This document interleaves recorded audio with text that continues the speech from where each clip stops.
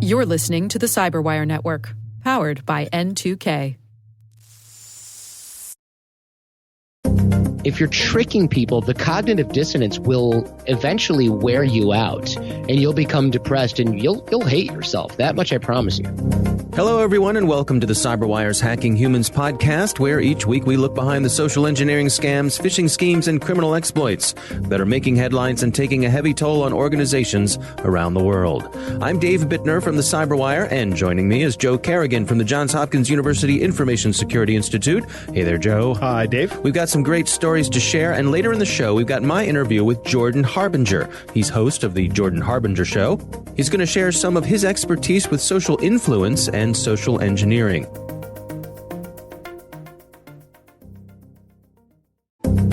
And we are back, Joe. We've got some quick follow-up on a couple of stories. Okay, a couple weeks ago, we had a story about some folks in the UK who were being scammed out of money, and the bad guys were tricking them into transferring funds by entering special codes on devices, basically authorization devices. Correct. In order to transfer them. Yes. And the banks were claiming that the banks were not responsible for the funds because the customers had authorized the transfer. Right.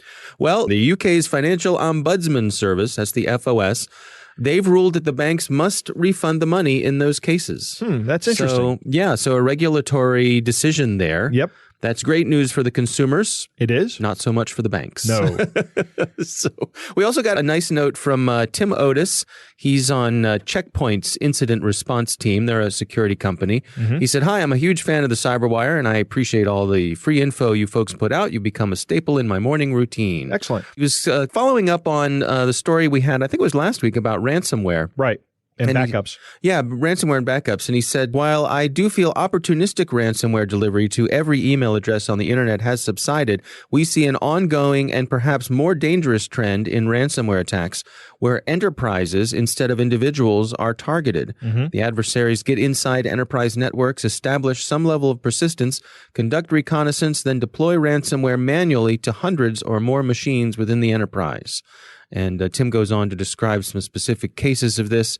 And he wraps up by saying, unfortunately, our hotline is still ringing in 2019 with customers having these advanced manually deployed ransomware attacks. Right. So Tim's pointing out here that I guess the shotgun approach to ransomware has died down, but these folks are getting more sophisticated. Right. Yeah. Last week, I guess something you said at the beginning of the segment could have been taken to say that we were saying ransomware is less prevalent than it, or not really a risk anymore. Yeah. If we said that certainly wasn't what we meant. It's just that it's not as prevalent as it used to be, or perhaps these shotgun attacks are going down. Not necessarily that the problem is going away. No, it's not a problem that's going away. You're going to have to keep your guard up against ransomware. Yeah. And the crypto mining had really overtaken it as the hot technique for the year, I guess. So thanks to Tim for sending that in. Joe, let's move on to our stories. What do you have for us this week? I have an amazing story, Dave. This one comes from Nicole Lindsay over at CPO Magazine, and we'll put a link in the show notes. There's an Italian company called Marie Tecnimont. I believe I'm saying that right. I'm probably butchering it. It is a huge global conglomerate made up of over 50 companies. Okay. And it seems that some Chinese hackers convinced the head of a subsidiary in India to wire money to a bank account in Hong Kong. All right. So first, the attackers did some groundwork. Yeah. It looks like they got into the company's email system and studied the writing and communication habits of top executives. This is remarkable because one of the red flags we always see in these phishing attacks or in these other business email compromise is that the style doesn't match the person that it's coming from, or that there's other things wrong. That typos and broken English or whatever the language, the native language is. Yeah. Right. And these guys have studied how these people communicate in order to impersonate them better, to eliminate those red flags, which is pretty smart. Yeah. And a good writer would be able to do that, would be able to imitate someone's style or come close to it. Yeah, absolutely. Yeah. It also looks like they impersonated the company's chairman and forged some documents to set up a bank account in Hong Kong. Which is important, as we'll see here in a minute. Yeah. The attackers start the attack with a fraudulent email, spoofed to appear if it were coming from the CEO of a company in Italy, one of the executives from this company in Italy. I don't know at what level this executive is. Yeah, high enough he'd be handling large amounts of money. The message was written in his style, of course, and raised the prospect of a secretive and highly confidential acquisition that could only be pulled off if they wired funds to bank accounts in Hong Kong, which is where the, of course, fraudulent bank account was set up. Right. After follow-up emails, there are teleconferences between India and Italy with these fraudsters impersonating executives and top lawyers. Wow. So not only are they impersonating them in email, but they're actually impersonating them on the phone and getting these people to believe what's going on. They convince the folks in India that regulatory rules prevent direct payment from corporate HQ in Italy, and it's on the Indian subsidiary to fund the operation and the acquisition. These guys send 3 payments to this bank account in Hong Kong, and before they send a 4th payment, the actual CEO for the company shows up for an annual visit, and that's when the cat gets let out of the bag. He's just there as luck would have it. As luck would have it. Not related to any of this. Not related to any of this. He shows up, and of course, they're talking and they're saying, I imagine that something happened where, hey, we're working on that great acquisition. And the guy said, working hard for you, boss. Yeah. Right. So, oh, no. In all, this company lost $18.6 million. Wow. To this scam. $18.6 million. That's a big one. Well, and think about, $18 million will pay for a lot of impersonators, right? Yes. Yeah, it will. If you look at this as a business or an organized crime thing, which it probably is, the organization has, first off, gotten people that are linguistically talented into it, right, so that they can not only impersonate them in writing, but also in speech. Mm-hmm. And then, of course, they carry on these conversations and they dupe these people out of almost $19 million. And they do their homework. And That's right. And it was successful. Yeah. Wow. I'm not sure how you would defend against this. I guess you have to have. I don't know. I would say an outbound phone call to the CEO would be one way you could defend against it. And I guess, like we say, layers of verification. Right. Before any money is transferred like this, just have checks and balances in there to make sure that. If somebody like this targets your organization, I'm not sure what you can do aside from having those checks and balances in there. Yeah. Where when somebody says, I need you to wire this much money to Hong Kong, that you actually go ahead and make a phone call to that person and say, I want to make sure before I do this that you are authorizing this transfer. Mm-hmm. Aside from that, no, there's really not a lot they can do. This is a subsidiary relationship that seems like it might be a legitimate process. Right. It seems plausible. It's tough. Yeah. When someone takes that much effort, right, that is hard to defend against. It is. Yeah. Oh, it's a good one. Yeah. All right. Well, Joe, my story this week has to do with some folks being scammed out of money, and they were targeting people who went to private schools. You went to private school, didn't you? Briefly. Yeah. Yes. I did not. I never went to private school, but I certainly know plenty of people who did. This is actually private school in the UK. Mm-hmm. And what happened was the scammers sent some phishing emails to the parents of students who were attending this school. This is the Royal Grammar School in the UK. And they offered a 25% discount on school fees if parents would pay in Bitcoin. Okay. Now, yeah, that's I guess a red flag, right? Yeah. But the emails were sent from an email address of the school's financial administrator, so they'd gotten access to that account. Right. So they've compromised the business email again. Right. They went in and sent out to all the parents of the students, so they had access to that list. Right. And they got a bunch of folks went for it. Despite the story here, it talks about, this is from the BBC, by the way. The story talks about how the message itself was full of grammatical errors, which is interesting coming from the Royal Grammar School, but it's full of grammatical errors. There are a lot of misspellings and things like that, but enough parents went for it and lost some money. So again, be careful.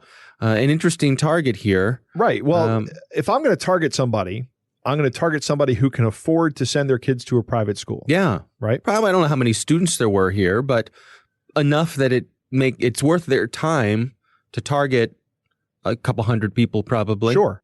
I could see the parents saying a 25% discount on school fees. Because I'll take it. Private school ain't cheap. No, it isn't.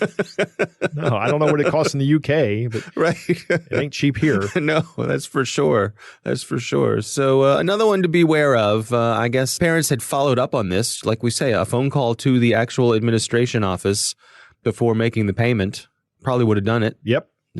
So Absolutely. But just verify, folks, verify. Right. Trust but verify. Yeah. All right. Well, those are our stories this week. It's time to move on to our catch of the day. Joe, our catch of the day this week comes courtesy of a listener named Umberto. He teaches a security class. And one of his students provided him with the following text message exchange and said he could send it along to us for the show. So I'm going to read. I'll be the person who sent the text message, and you can be Umberto's student here. And it goes a little like this. Okay. Hello, I received your number from South African Hospital. I need to send you $5 million of diamonds. Oh, wowzers. I'm so lucky. Please send me your social security card, credit card, and address. Okie dokie. Don't try to trick. I am Army Intelligent Lieutenant Bendu. You got it, pal. So, what do you do for living? I'm an executive bank manager. Here is the phone number for my banking information. 609-555-1212. Ask for Jameson. That's me. Jameson, I'm not sure you be a real man. I call number and they say they don't know you. They even advised me that you might be doing scam. I'm sorry, Mr. Bendu. How can I prove to you that I am real? How can you prove that you are real? In fact, how can any of us prove that we are real? You do effing with me, I do effing with your family. I'm Army Intelligent, I have connections. Your mother was a goat. And that's it. I don't think there's really much more to be said here. No. That's awesome. So thank you, Umberto, for sending it in.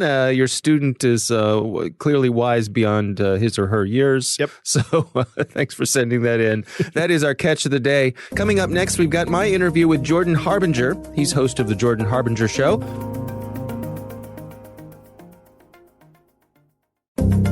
And we are back. Joe, I had the privilege recently of speaking with Jordan Harbinger.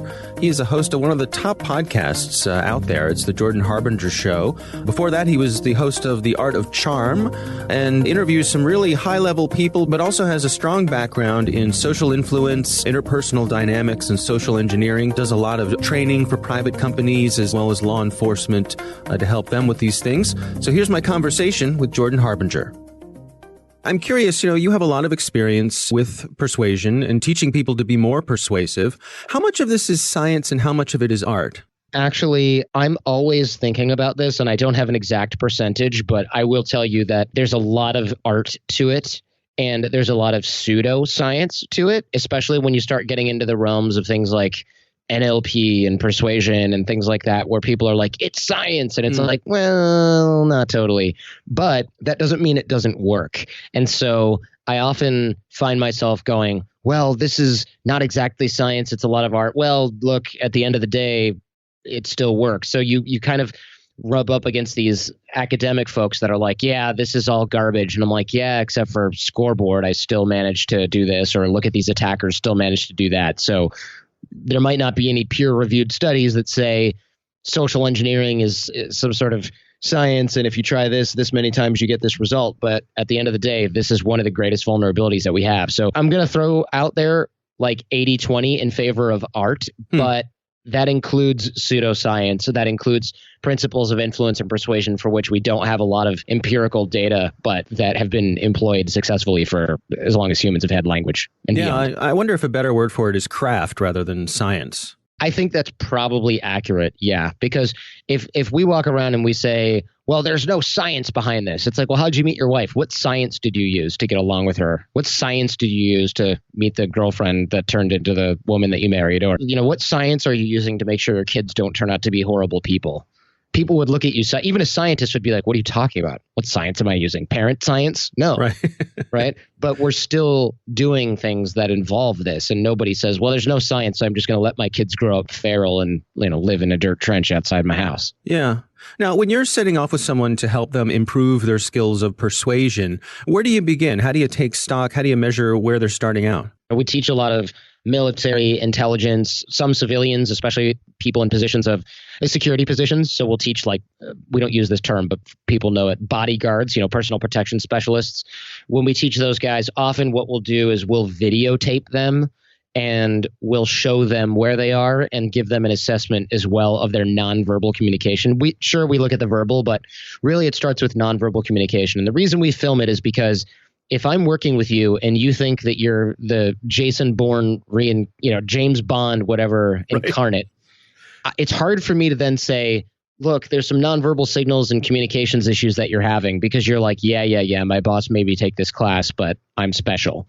But if I show you a videotape and you think, yeah, I walked up and I was smiling and calm and collected, and I show you a video where you look the opposite, we can kind of start at least on the same page, where your delusions have at least slightly evaporated. And I can also say, okay, you're a close talker. All right, you slouch a little because you've been on a computer for 20 years or 30 years like the rest of us. Okay, you've got this handled correctly, but you've got these other areas to work on. You're no longer in denial, and I'm able to sort of check a reference. And then at the end of the course, I can say, this is where you started and here's where you are now. So coming at it from the opposite direction, how do you help people protect themselves from falling victim to folks who are trying to persuade them? Right. So if you're familiar with Darren Brown, which many people might not be, he's done The Push, Sacrifice on Netflix. He uses compliance, persuasion, influence. He's not quite a mentalist, not quite a illusionist, not quite a magician, but he creates these shows where people through compliance, hypnosis, etc., will in The Push, he convinces somebody who's normal, essentially, a guy like you and I, to kill someone else and throw them off a roof. And they think they're doing it. Of course, the person's harnessed in, but they don't know that. And then in Sacrifice, he convinces somebody who is essentially kind of a racist to jump in front of a bullet for somebody who he thinks is an illegal immigrant and, of course, is an actor. And so I asked him the same thing. I said, how do we defend against this sort of thing?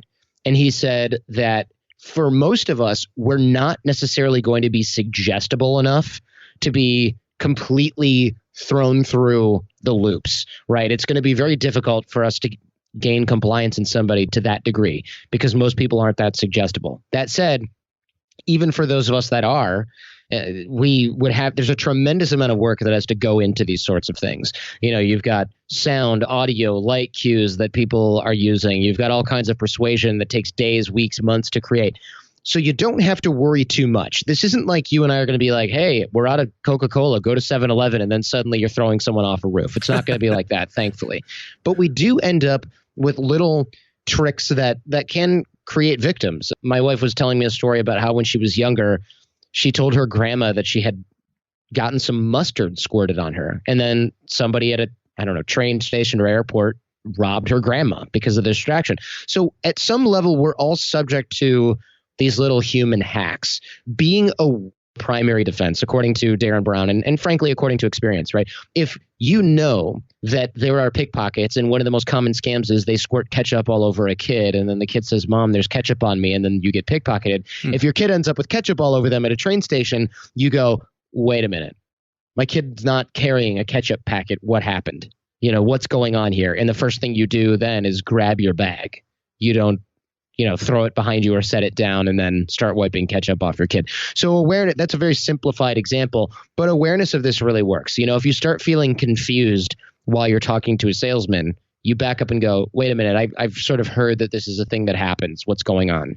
Or if you start going, wait a minute, how did I end up almost getting into why do I have my wallet in my hand? What's happening right now? You're not being hypnotized. You're being run through a well, and you can sort of step back, pause, do a reality check and say, is this what I want to be doing right now? I'm not sure this is what I want to be doing right now. And you'll be able to defend yourself against those sorts of things. Just like with social engineering, if I'm performing a social engineer attack and I'm saying something like, well, we're going through this and I really need to make sure that you reset this or that you install this file or something like that, you might stop and go, I was warned about this, but this person seems quite credible. Well, what's the cost benefit of me asking my manager if I should install this file? What's the cost benefit of me saying, hey, let me call you back at your internal extension, right? But the cost benefit is pretty high because somebody legitimate would say, yeah, sure, my internal extension is 42665. Talk to you in 30 seconds, right? But a scammer will say, oh, my internal extension, those aren't working. It's part of the same problem. I can call you back, though, in 5 minutes if you need a minute. It's like, that's suspicious. Let me throw another test and see what happens. What's your employee ID number? Pardon me for being suspicious. I'm worried about this because I've had some training that said this might be the type of attack that we're expecting. Oh, yeah, no problem. Here's my employee ID number. But the scammer says, oh, I'm so new. I don't have an employee ID number. Is that on my card? Let me find that real quick. And you think, what? We use this every day to eat lunch in the cafeteria and have it taken out of our spending account. This person's fake, right? So that awareness is the best sort of defense because it lets you say, how would a real employee act? Or what sort of test can I run? What sort of simple question can I ask that a regular employee would know the answer to in 2 seconds, but that a scammer would say, hold on, I need to think about, and that's the kind of thing that really makes or breaks it. When we were doing social engineering attacks, real or fake, maybe at DEF CON, where we have like the social engineering village and we're doing these little contests and things like that, we found that a lot of times what made an attack successful was how relaxed the person was and how much they knew, of course. But what broke even really well executed attacks wasn't like some super suspicious old curmudgeon who never cooperates with anything. It's the person who says, yeah, I heard that we might be dealing with stuff like this, or they sent an article around and they made us read it, or we talked about this a couple of weeks ago. Mind if I called you back on your internal extension? Like that was kind of the every single time defeated the person because you don't have an internal extension if you're calling from Skype, right? So like it's little bits of awareness that create this, just that 1% suspicion, whereas we normally might just trust anybody that comes in on our phone. That was what made the biggest difference. And that's what will make the biggest difference in our lives as well. Someone calls you and asks you for your bank routing number and they say they're from your bank and they seem to know a lot about you. No problem. Call your local bank branch, call the guy there and say, could you transfer me to this person? They were asking me for some personal information and I just want to make sure it's legit. Yeah. And nobody's going to begrudge you for that.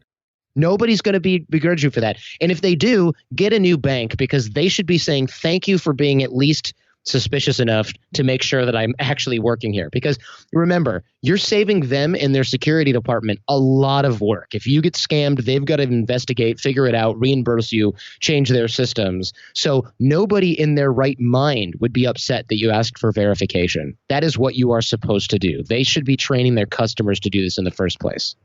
I'm curious on your thoughts when it comes to the intersection of ethics and influence. Someone like yourself who has what I would describe as advanced powers of persuasion. How do you make sure that you're using those powers for good and not for evil and not taking advantage of people who don't know better? That's funny. We were just talking about this in the course here in London. We were talking about we want to make sure that we're only teaching this to people that are using it for good. And part of that is, when we're teaching our courses, for example, it's like, okay, we teach military and intelligence. Often when we teach civilians, we run them through a federal background check. We don't really have that luxury for most of us. Most people, it's kind of like if you're learning this stuff, you're learning it on your own. What I will say is, even though I started off as a teenager doing some of this black hat stuff because it was exciting and fun, as I got older, I realized, well, yes, there's risk involved. You can go to jail, you can hurt people, and it feels bad. Not only that, but even if you're a complete sociopath at some level, right, at scamming people and you can sleep at night, even though you're a proper bastard having done things like this, actually, when you do the math, when you look at the amount of effort it takes to create something like maybe you're really, really persuasive and maybe you can just get anybody to do anything. The excitement of tricking someone wears off pretty quickly. It would be, if you're a master persuader, you will make far more money, sleep better at night, help a lot more people, and really build something that lasts if you just become a salesman that sells a product you believe in. It's much easier to do something like that and much more rewarding long term to do something like that than it is to trick random elderly people out of their life savings. It's just more profitable and it's easier, safer, and better all around to build something legitimate. You've had the opportunity to interview some really high-level people from many, many different walks of life. Are there any common traits that you've seen when it comes to their powers of influence? What I've noticed is in interviewing people for the Jordan Harbinger show, one of the things that I've noticed particularly is that great performers and great businessmen and women for that matter have charisma in common, but charisma is actually just kind of one element of persuasion, right? We know that charismatic people lead well because people want to follow them. And so what I've noticed is that level of charisma, they're all really good at getting people to trust them, but not just that. They're also really great at getting people to like them. And yes, those could be misused, but I think people don't want to. People want to be liked for who they are really, not liked for who they are pretending to be. Because if you're just pretending to be somebody and that creates other people liking and trusting you, whatever, it really creates cognitive dissonance, which at the end of the day makes you feel horrible. So and that sort of goes to your previous question, which is how do we know we're not misusing this? Right. It's actually better to be authentic because then you can go to bed going, wow, people like and trust me and that feels good. And I like that. And it allows me to be charismatic and lead and build something. And, it feels really good to have that. If you're tricking people, the cognitive dissonance will eventually wear you out and you'll become depressed and you'll hate yourself. That much I promise you. All right, Joe, what do you think? I have an observation. In the beginning of the interview, Jordan talks about how it's difficult to scientifically quantify these kind of things. I think there is an opportunity for some psychology research here. This is definitely more of an art, but I'll make the following conjecture. This can be quantified in the field of psychology, not necessarily in cybersecurity or in computer science or in natural language processing, but I'll bet you can quantify this in psychology. We keep hearing this over and over and over again as we do this podcast. We are all susceptible to something. And the example he gives is a great example that would have worked on me when I had younger kids. Somebody squirting ketchup on my kid. That would completely distract me and make me susceptible to being pickpocketed. Right. That absolutely would have worked on me and probably will be something in the future. I'm glad I heard about this now. Yeah. It kind of short circuits everything that you're thinking. Exactly. You've got to take care of your kid. You've got a kid that you need to take care of. Kids in distress. Right. I like Jordan's suggestion that he says throw tests, like asking for their employee ID or here's something you as an insider would know. Tell me the answer to this question. Or even best, just ask for verification or say, hey, can I call you back? Right. That's what we keep saying. Can I call you back? The other thing is when he talks about if you feel confused, that's a moment to realize something's going on. That should be a red flag to everybody. Take a moment, take a breath, and just think about how you got to this situation. And if you're being persuaded by somebody at that point in time, just say, you know what? I'd like to think about this for a little bit. Yeah. And just walk away. And don't let them put the heat on you that you must make a decision right now. Right. You know what? For me, that's one of those things that just irritates me. Yeah. Like whenever a salesman says, you got to make this decision now because somebody else is coming to buy it, I say, go sell to them. Goodbye. Right. And I turn around and walk away. Yeah. And I just will not allow myself to fall for that one. But that's just me. There's people out there that there are other things that will work on me, but that one won't. Okay. That one irritates me because I actually get offended by it. Yeah. I do take a small bit of solace in Jordan's statement that scammers will eventually hate themselves. Right. Thanks very much to Jordan Harbinger for joining us, and certainly check out his podcast. It's The Jordan Harbinger Show. Definitely worth your time. Thanks to the Johns Hopkins University Information Security Institute for their participation. You can learn more about them at isi.jhu.edu.